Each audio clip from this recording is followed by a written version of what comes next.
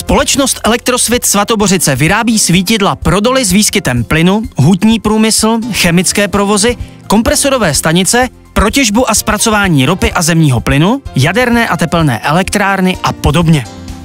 Vyrábí také průmyslová svítidla, speciální svítidla a světlomety, ale také venkovní osvětlení, pouliční, parková, zahradní a osvětlení komunikací. V neposlední řadě jsou to interiérová světla. Svítidlo Street je určeno pro osvětlení cest, ulic, pěších zón, parků a jiných veřejných prostranství. Světelné zdroje mohou být vysokotlaké sodíkové, halogenidové nebo rtuťové výbojky. Svítidlo má krytí IP65/43. Je vyrobeno ze slitiny hliníku a křemíku. Výhodou je snadná instalace a výměna zdroje. Svítidlo ST-LED 5 je určeno pro náročné využití v místech s tvrdšími klimatickými podmínkami. Má krytí IP67. Skleněné čočky jsou ošetřeny speciální samočistící nanovrstvou. Možnost dálkového řízení světelného toku umožňuje 20 až 40% úsporu elektrické energie. Výhodou svítidla Street 1 je snadná instalace a výměna výbojkového zdroje. Svítidlo má krytí IP65 a je zde možnost výběru tělesa buď z hliníku nebo z polykarbonátu.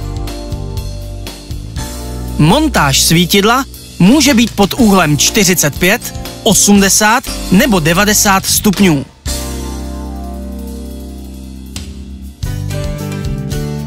OPC Auris je designové svítidlo pro osvětlení parků, sadů, pěších zón a jiných veřejných prostranství.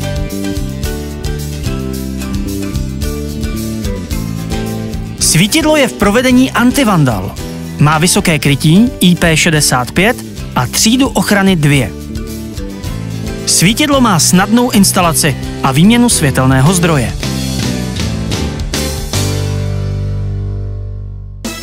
Těleso svítidla Street K1 je vyrobeno z hliníku metodou tlakového lití. Výhodou je snadná instalace a výměna výbojkového zdroje. Svítidlo může být přimontováno na zeď pod úhlem 45, 80 nebo na sloup v úhlu 90 stupňů. Součástí svítidla je nastavitelné rameno pro upevnění na výložník nebo sloup. Svítidlo má krytí IP65.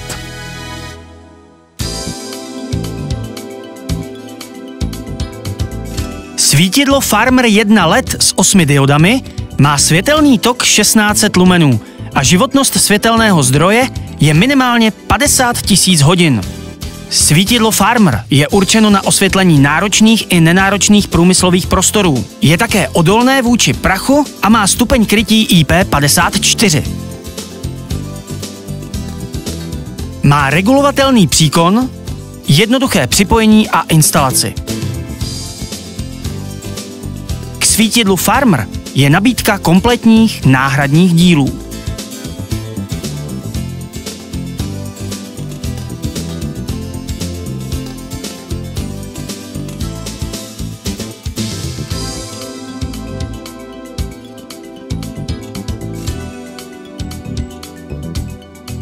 Svítidlo Farmer 3 je určeno pro průmyslové prostory s teplotou okolí -20 až +55 stupňů Celsia a má stupeň krytí IP54. Svítidlo Turtle je určeno pro osvětlení průmyslových prostor. Výhodou je snadná instalace a možnost kompletní nabídky náhradních dílů. Svítidlo má krytí IP65. Životnost 50 000 hodin a svítivost LED modulu 4000 lumenů.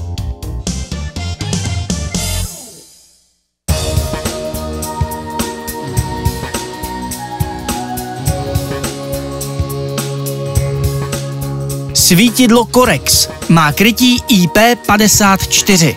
Výhodou je možnost použití výkonných světelných zdrojů až 400 W, snadná instalace, údržba a výměna světelného zdroje.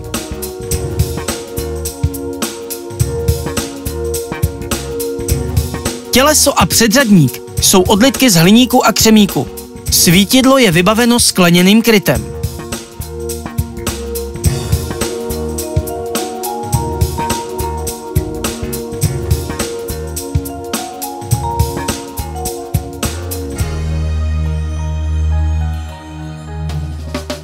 Těleso svítidla tablet je vyrobeno z hliníku a křemíku.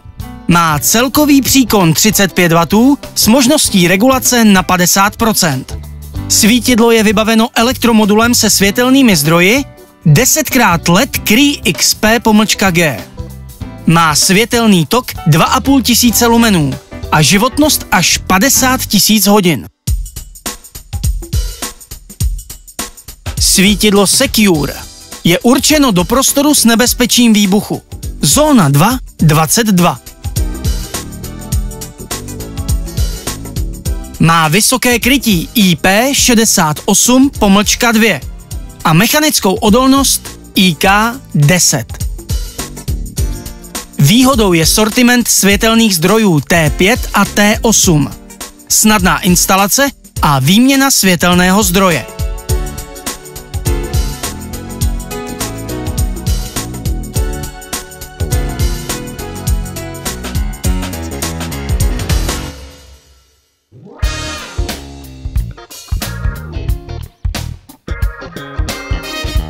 Bytelné svítidlo Halspot 1 má široké použití pro různé prostory.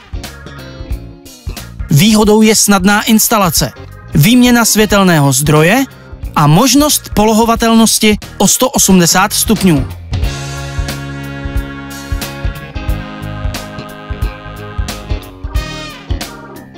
Svítidlo má vysoké krytí IP65 a uživatel má možnost použití 1000W nebo 1500W halogenidové lineární žárovky.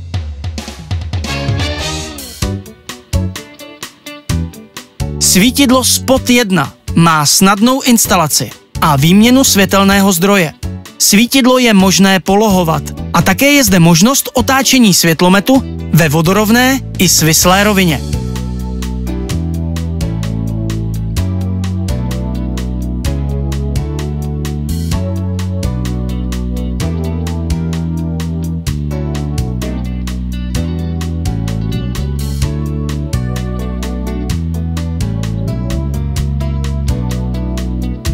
Bytelné svítidlo Spot 1 je odlitek z hliníku a křemíku a má široké použití pro různé prostory. Má také vysoké krytí IP54 a možnost instalace až 600W zdroje.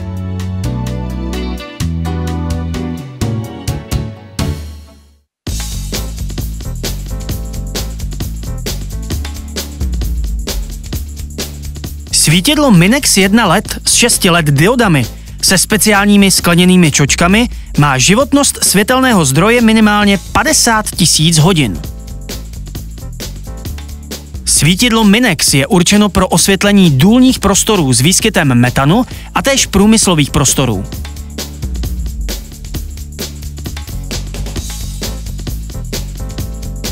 Jedná se o bytelné svítidlo do prostoru s nebezpečím výbuchu zón 1.21 a 2.22.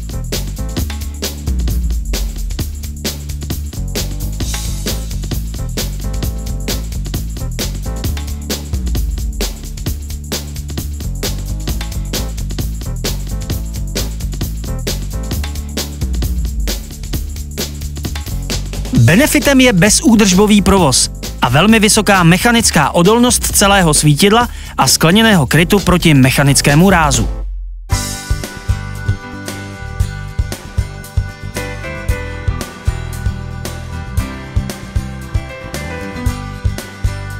Svítidlo Orion s 20 LED diodami má úhel vyzařování 120 stupňů. Životnost světelného zdroje je minimálně 50 000 hodin. Svítidlo Orion je určeno pro agresivní a těžké průmyslové prostory, průmysl chemie, petrochemie a jim podobné. Je to bytelné svítidlo do prostoru s nebezpečím výbuchu, zón 1.21 a 2.22.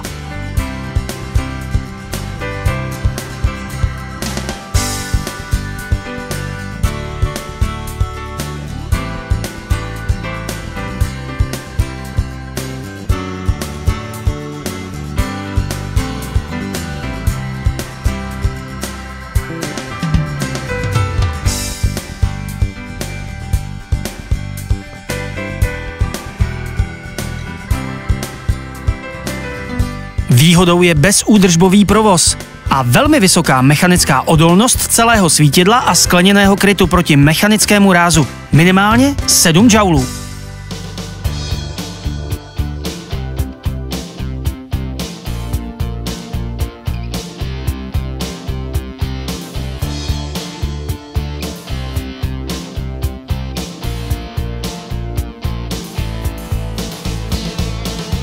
Svítidlo Herkules díky možnosti použití výbojek dosahuje vysokého světelného výkonu. Proto je ideální pro osvětlení průmyslových prostorů a vyšších prostor s teplotou okolí -50 až +55 stupňů Celsia.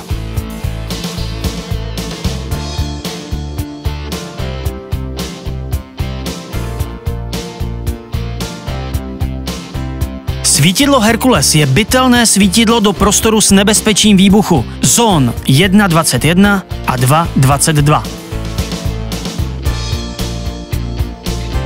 Svítidlo má nastavitelné polohy v rozsahu 180 stupňů a snadnou výměnu světelného zdroje.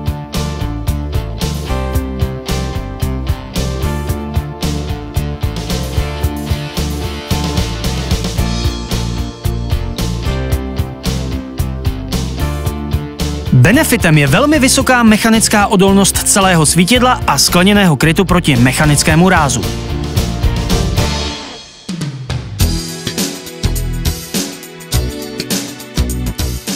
Svítidlo Pyros má tubusový kryt z polykarbonátu. Také je možnost alternativy se skleněným krytem. Je to svítidlo do prostoru s nebezpečím výbuchu. Zóna 1.21.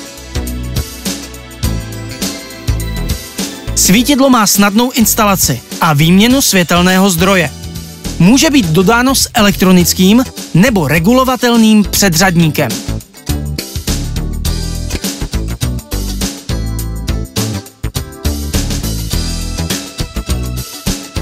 Svítidlo má vysoké krytí IP66 a mechanickou odolnost IK10.